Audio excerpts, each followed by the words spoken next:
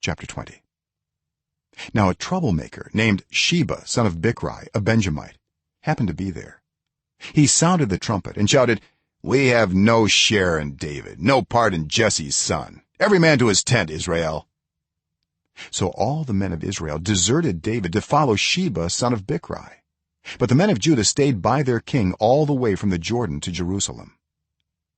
When David returned to his palace in Jerusalem, he took the 10 concubines he had left to take care of the palace and put them in a house under guard. He provided for them, but had no sexual relations with them. They were kept in confinement till the day of their death, living as widows. Then the king said to Amasa, "Summon the men of Judah to come to me within 3 days, and be here yourself." But when Amasa went to summon Judah, he took longer than the time the king had set for him. David said to Abishai, "Now Sheba son of Bikri will do us more harm than Absalom did. Take your master's men and pursue him, or he will find fortified cities and escape from us." So Joab's men and the Kerethites and Pelethites and all the mighty warriors went out under the command of Abishai. They marched out from Jerusalem to pursue Sheba son of Bikri. While they were at the great rock in Gibeon, Amasa came to meet them. Joab was wearing his military tunic, and strapped over it at his waist was a belt with a dagger in its sheath. As he stepped forward, it dropped out of its sheath. Joab said to Amasa, "How are you, my brother?" Then Joab took Amasa by the beard with his right hand to kiss him. Amasa was not on his guard against the dagger in Joab's hand, and Joab plunged it into his belly, and his intestines spilled out on the ground. Without being stabbed again, Amasa died.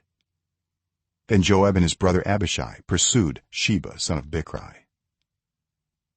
One of Joab's men stood beside Amasa and said, "Whoever favors Joab and whoever is for David, let him follow Joab."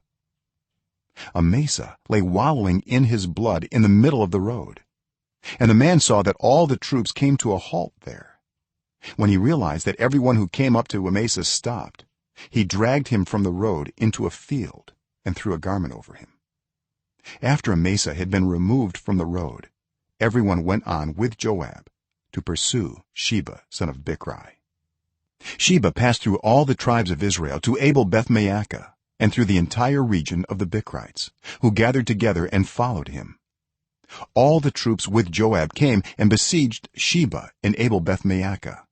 They built a siege ramp up to the city, and it stood against the outer fortifications. While they were battering the wall to bring it down, a wise woman called from the city, listen, tell Joab to come here so I can speak to him." He went toward her, and she asked, "Are you Joab?" "I am," he answered. She said, "Listen to what your servant has to say."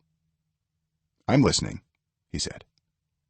She continued, "Long ago they used to say, 'Get your answer at Abel,' and that settled it.